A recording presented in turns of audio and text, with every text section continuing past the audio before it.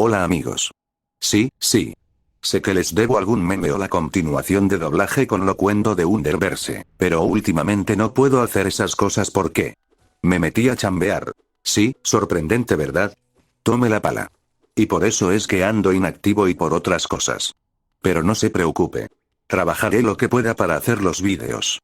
Por cierto, 51 seguidores me sorprende la verdad.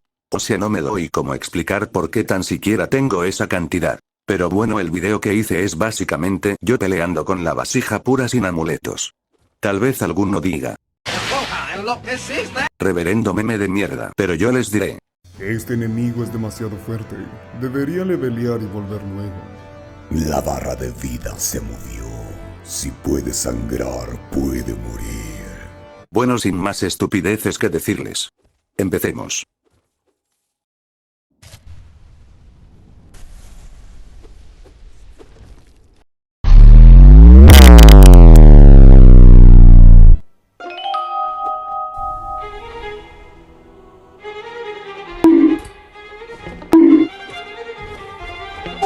¡Ven pa' acá, conchetumare!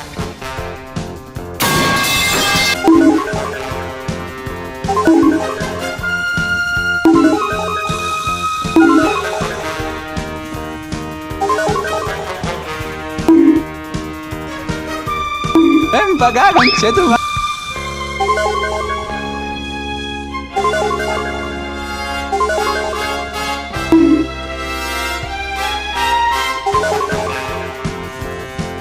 ¡Ven pa' acá, conchetumare!